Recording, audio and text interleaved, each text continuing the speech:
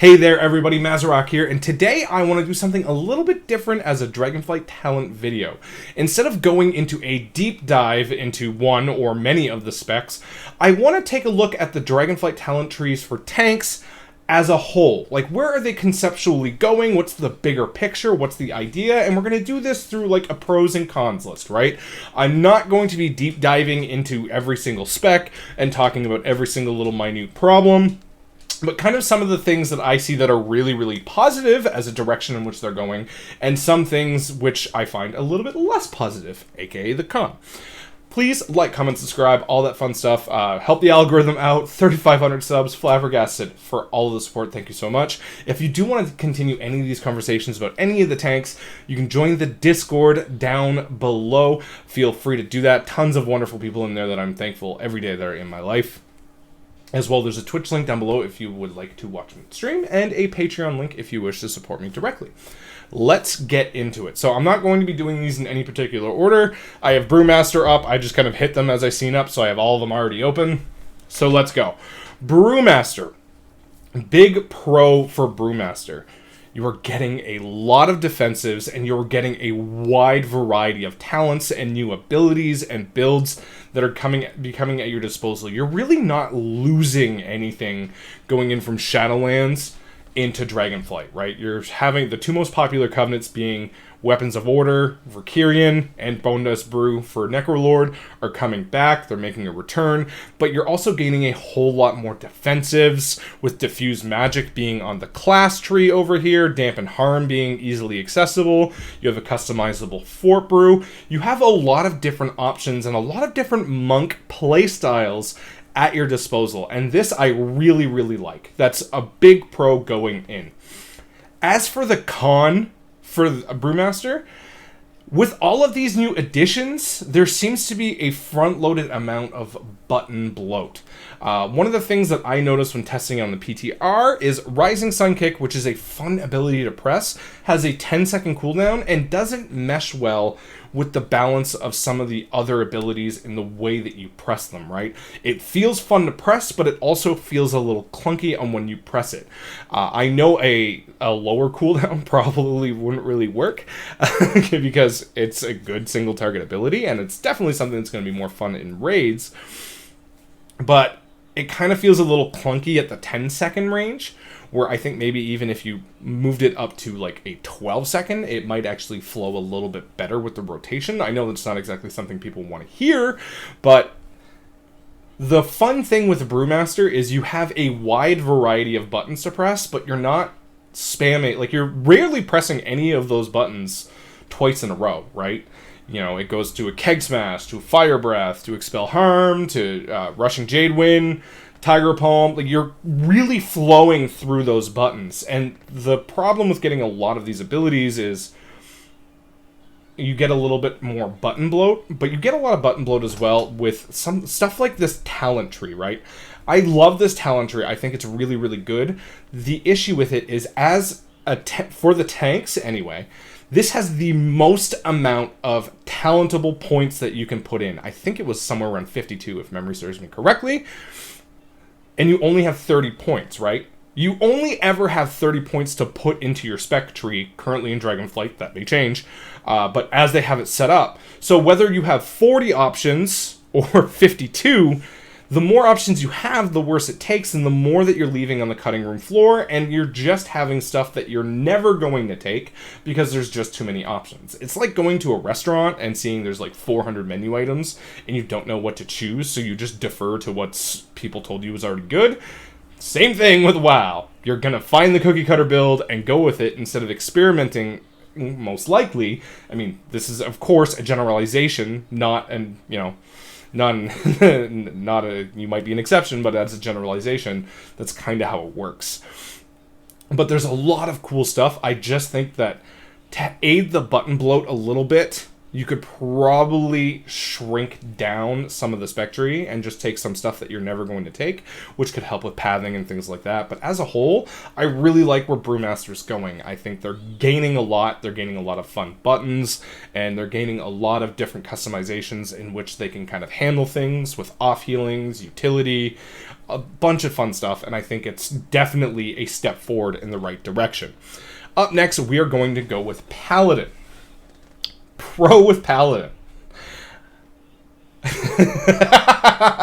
Pro with Paladin. You're getting a lot more off healing. You're getting a lot more off healing utility customization, right? Do you want a 1 minute sack? Do you want a 2 minute sack for more judgment damage? You're gaining a lot of utility, which was already good because Paladins were definitely really good with the utility anyway, especially in the off healing department, and you're gaining a lot more defensives. The cons are slightly outweighing some of the pros for me. They seem to be pushing this of Dusk and Dawn build, and they're limiting Holy Power generation by taking it off of Avenger's Shield, making the playstyle kind of start feeling very clunky, and adding to that the of Dusk and Dawn build. Now, some of the theories that have gone out there and some of the things that they said in Blue Post is Holy Power generation has been a little bit too prominent in Shadowlands for Paladins, especially in Mythic Plus. Adding to this, a big factor in that is Divine Toll, right? Because it shoots out 5 Avenger Shields that can all proc more Avenger Shields, depending if you have that, the conduit, that's the word. And you can just instantly fill up your bar and start spamming Shield of the Righteous and really going off. But the problem is if you look at Paladin now, it has always been a strong tank in Shadowlands, yes, but it's never been really meta, aside from a short stint at Season 2, where they were coming forward as one of the strongest tanks. But tank balancing at the end of Season 2 was also really, really good. So by kneecapping the Holy Power generation off Avenger's Shield, and I know they put 1 into Divine Toll, but whatever, you're really removing a core aspect of what makes Paladin good, and unfortunately, you're not gaining a whole lot to begin with, right? I think, personal opinion, they can remove the Holy Power generation completely off Divine Toll and just put it back on Avenger's Shield, and you kind of go from there, right? You could limit that quite a bit, because, like I said, Protection Paladin was never, like, really super meta. Like, they weren't in the conversation of well above and beyond any other tank, not like Vengeance was in Season 1 or Blood DK currently. So, why is this kneecapping happening when they were never really regarded as the absolute strongest? So, there's kind of a balance there. Like, it's a little weird. But I think the added defensives that they're getting with Eye of Tyr, and a lot of the other stuff as well, like, Sentinel seems like an insanely fun ability. They're gaining a lot of defensives in power in that department, which is really, really good. And the customizations that you're getting off Avenger's Shield is a very, very big pro. So if you're looking at, like, the pros as a lump sum, customizable Avenger's Shield for AoE or single target, very good, lots of fun. Added defensives, that's something Paladin's been sorely needed. And customization on those defensives, right? You, with Righteous Protector and Gift of the Golden Valkyr, you're going to be able to get Guardian of the Ancient Kings down to a very reasonable cooldown limit, and adding a lot more to it, as well as making Avenging Wrath a defensive cooldown instead of just an offensive cooldown. Lots of good things there, but one of the biggest cons for me is this of Dusk Till Dawn build that's been coming up and emerging. This is subjective and purely personal right off the bat. This was fun in Torghast until it stopped being fun in Torghast. Like, whenever I got this power, it was great. It was fun to play around, and then I got bored of it, and by the end of the run, or by the end of 2-3 runs, or, however many times I got it, sometimes, you're spamming Torghast for a little bit, and it's fun while you're running it, and then all of a sudden you just stop caring, and it stops being fun. This playstyle, to me, for Prot, really doesn't seem interesting, and I don't like it. I don't think I'm going to have fun playing it, and I'm going to try and avoid it. Like, I really hope this doesn't emerge as the talent of choice for Protection Paladin. So, some people may like it, and that's great. If more people like it than hate it, that's good, and I am the outsider with a differing opinion. Great. As long as the community consensus is, this is more fun than it's not. Up next, we are moving on to Guardian Druid. Now, Guardian Druid has a lot of fun things in their class tree and a lot of differing options, and this thing as a whole, really pretty good. I'm actually really kind of happy with how this turned out. The class tree is where I see both the pro and the con, and they are interlinked. You're not losing a whole lot from Shadowlands into Dragonflight. You're not. Bear is going to play fairly similarly, and that is a good thing. And on top of that, you're gaining the added benefit of some Maul customization for a better single target with that, and you are getting a Galactic Guardian Moonfire build, which is also can be really fun and different, and a good thing for the spec moving forward. The con is that currently you have to spend 1/6 of your 30 talent points on Incarn. You have to spend 5 total points on Incarn. 1, 2, 3, 4, 5. I think the adding of the Incarn CDR every 20 rage you spend reduces the cooldown of Incarn is really good for the spec. It needs it because they have come out and said that they want Guardian Druid to be the beginner tank. Something that is easier to pick up and play and learn how to tank with a rotation that isn't too complex. And they're really attaining that because now you're going to be pressing Thrash more than ever. But you're adding the, Elun's Favored with Galactic Guardian and the Moonfire damage increase as well as the Twin Moonfire. You're adding a fun aspect of how many things can you gain passive healing off of, and how many things can you have Moonfired to add an extra level of tankiness and complexity to the spec, and I think that's really good. The problem is the amount of points that you have to spend within this spec tree to be able to get that, right? And that is kind of a little difficult for me. Spending 5 points on one ability feels a little bad, but where they're going with it is really good. I just think that they need to reduce the amount of points that they put into that directly. Now for Blood Death Knight. The biggest con with Blood Death Knight, we're going to start with that, is its current power level in Shadowlands is going to get massacred going into Dragonflight. And there's a new generation of people that have picked up Blood Death Knight for the first time in Shadowlands ever, and that are going to be surprised when it goes back to something like it used to be, its old previous playstyles, which is a supremely high survivability, but low damage sort of tank.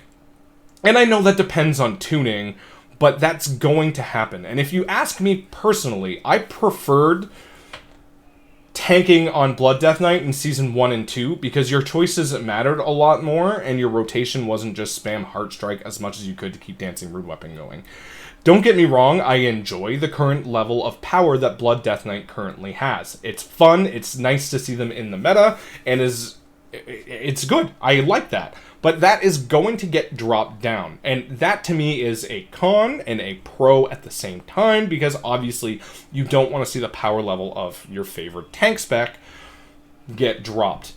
But as a pro, they seem to be adding a lot more utility, a lot more customizable utility as well in what do you want, with like an AoE stop, so you can get like stuff like Blinding Sleet, which is going to be really good in dungeons, as well as a lot of absorbs. There's a lot of absorbs that are being added into the tree that you can really work with and have a lot of fun without hurting the core of what blood really is.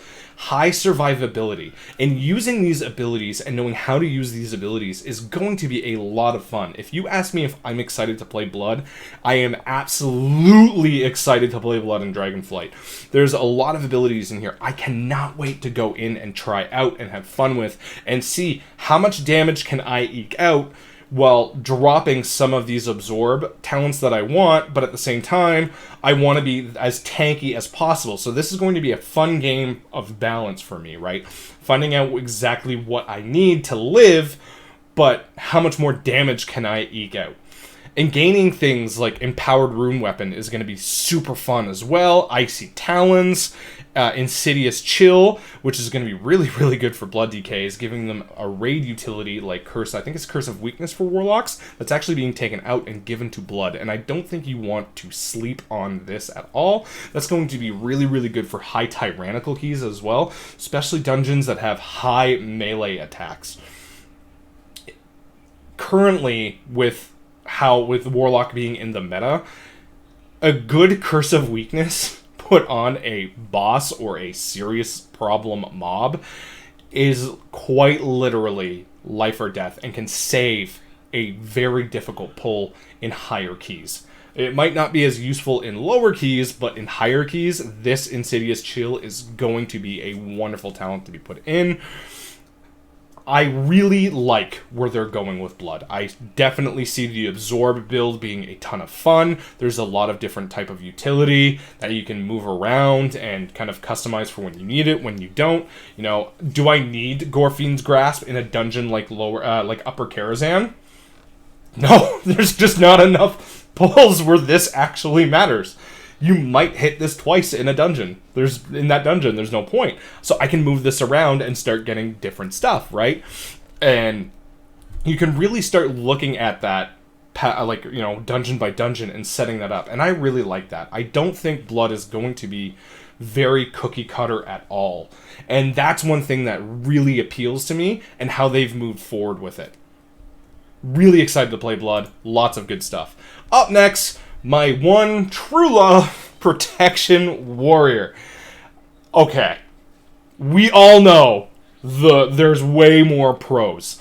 The amount of talent options that you're getting that are currently on live, right? You open up, you press N, and like your talent screen comes up and you can only select a couple of them. The amount of things that you're getting access to from these trees is absolutely crazy. And oh my god, so much fun, right? And the power level that you're getting, but as well you're getting this Rend, Blood, and Thunder build coming out. You're getting more Bleed focus builds. You're also getting a Spear of Bastion focus build if you want. The amount of customization that you can do in this tree, like, I think there's obviously going to be cookie cutter builds coming out for Prot Warrior, but I think the amount of builds that are different playstyles and completely viable, like, you don't need to play these unless you don't need to play this cookie cutter unless it's like the bleeding edge of content. The amount of things that you can do to enjoy the playstyle or enjoy a playstyle of Prot Warrior of your choosing is actually really, really good. And the amount of synergies that there are with bleeds and healing and damage is absolutely crazy. The new adding of the talents down here as well, changing how Shield Charge works, changing how Ravager works, definitely is going to be a lot of fun to use and play and really work around. The new talent here, which is the Signet of Tormented Kings, but for Prot Warriors, activating Avatar or Shield Wall casts the other at reduced effectiveness. Now, in key pushing, this is going to put Unbreakable Will back into the conversation, because if you can get a 4-second 25% damage reduction on your entire party just by hitting Avatar, you could really time this to negate or minimize a lot of the big hits, and that's adding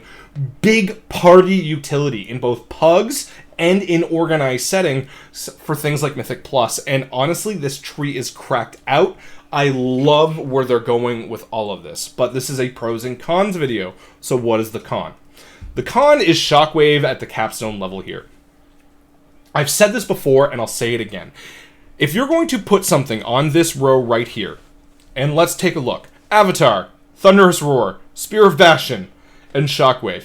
I know what Shockwave is, and I know what the potential argument to be made here is, but it is not worth Spear of Bastion, Thunderous Roar, or Avatar. It's not worth it. So it shouldn't be there. And I know what you're saying, Sonic Boom, it deals 350% more damage and always deals critical strike. Then it stops being about the stop, and the argument about how good Shockwave is as a full stop becomes irrelevant because it now feels bad to hold it to stop stuff that you want to deal damage to because it's now a good damaging ability. It's anti-synergistic. Honest opinion, I think Shockwave should be a talent choice node of Stormbolt. They're both around the same. You could literally just remove Rumbling Earth and Sonic Boom, whatever. A 40-second, 2-second full stop, great. Or do you want a much longer range 4-second stun that also deals damage at range? I honestly see that there's times where both of those things you want the differences, right? I think most of the time you'd probably take Shockwave, but there are times where Stormbolt and having that single target 4-second stun is going to mean way more to you than having Shockwave. It's just, these aren't equal, and this feels like every expansion, like Blizzard seems to like pick something and they're like, we're going to die on this hill, like Covenants and Covenant swapping in the beginning of Shadowlands. And this feels like that. Like, I don't think you're going to see a build unless they tune Shockwave to just deal stupid amounts of damage. And right now with Sonic Boom, it deals good damage. But to contend for this row, it needs to deal complete, ridiculous, stupid amounts of damage. And it's just not going to contend with these 3 talents to the left. It's just not. And it feels bad to lose, but I'm gaining all of this. And I just don't see a world where I want to lose any of this just to gain this. That is what it is. Vengeance Demon Hunter. Now, this one here was one where us and the community were all very pleasantly surprised, right? The joke went before this talent tree was out, it was just basically going to be a straight line with 5-point talent choices throughout it. And the fact that they came out with this is awesome. There is a lot of defensive customization built in. How much healing do you want your Feldev to do? How much Demon Spikes do you want? How easy do you want for full uptime of Demon Spikes? How much do you want to min-max it with perfect style of play? Because you don't need all of the Demon Spike talents to be able to, properly live and work through your defensives. But you can set it to a point where there's no overlap, but at the same time, you have to be pressing the button at exact times and using your abilities correctly to be able to reduce the cooldown of it and really get it nice and set up. And the amount of defensive tankiness that Vengeance is getting, honestly, makes me excited for this spec. And if you watch this channel at all, I don't get excited about Vengeance very often. Or much at all. I am excited to go into this in Dragonflight, and it is very much in the conversation, especially with how I'm kind of feeling about Paladin, that this might be like my third alt moving up, but Monk's in that conversation as well, so that's a whole different thing. But getting access to the Hunt and Elysian Decree, I don't understand what Fodder in the Flame is there, but I'm not going to get into that. Getting access to Darkness. Blur is currently off the class tree, so that's the thing we have to watch out for. But I think that was kind of a die by the sword scenario where you were just really never going to get it. Like, it was there, but it was definitely overpowered and was never really staying for long. But you are getting access to an easy build Fiery Brand. You are getting a very fun new Spirit Bomb build. They've changed Frailty to only be a 5-second debuff, but can now overlap with this Capstone talent, which honestly makes the play a lot more interesting and a lot more fun, and something that you're paying attention to a lot more. They're increasing single target damage by, affecting Soulcleave's primary target, and other means as well. And they're gaining more buttons, because if you look at Vengeance currently, like on anything that I play, there's a bunch of my regular keybinds for any other tanks that have buttons there. There's none, because they just literally don't have. When I was leveling up Vengeance, I was like level 46, and I'm like going through, and I'm like, man, am I gaining anything else? Like, this is it? These are all of my buttons? And that was kind of disappointing. I don't think I want button bloat with Vengeance, absolutely not. But it always felt like I was missing something. It felt like I just didn't have enough defensives. I didn't have enough offensives. The offensives that you had and the defenses that you had were all really good, but it just felt like you never had much of them. And adding Darkness to that, adding the Hunt to that as well, these are things that are really going to make the core aspect of Vengeance be a lot of fun to play. And I'm very, very excited with this. The cons for Vengeance is you're losing stuff that you kind of already had, right? So, like, not that you're losing, it just feels worse suppressed. Sigil of Silence is going to be a 1.5 minute cooldown, able to be reduced, yes, and Sigil of Misery going to be a 2-minute cooldown, which you can customize, although Sigil of Misery is a little difficult to work. Is kind of the sigil work, right? The bonus to Sigil of Flame, making this an actual button worth pressing and generating fury, and generating more fury for more targets hit, is a lot of fun. Sigil of Chains being all the way on the Fiery Brand side of things kind of feels bad, because you're like, okay, I want to go left for Spirit Bomb for Mythic Plus, because Spirit Bomb for Mythic Plus, but you have to go all the way to the right to get Sigil Chains, which is going to be Mythic Plus. It's a Mythic Plus oriented talent. It does have some raid utility, of course, but a lot rarer than how often you could press this in Mythic Plus. So that feels a little bad, but there's not a lot of cons to really talk about here, right? There's definitely some rework with the tree. I'm not saying that it's perfect and it doesn't need any touching, but like without going into a deep dive to it, you're not losing a whole lot and you're gaining a whole lot more. And the amount of customization that you're getting to it is a big pro. As like really for Prot Warrior and Vengeance, I think these are the two of the tanks that I'm most excited for, as well as Blood, wherever I have Blood as well. For the amount of things that they're gaining and how little they're losing, I think these are the 3 tanks I'm most excited for, but I really love the general direction in which they're going with these 3 tanks in particular, as well as Monk, but like I said, it's more button bloat than anything else with Monk, but having like the Firestorm build, or the big with the big spinning crane kicks, and lots of defensives, lots of good stuffs there.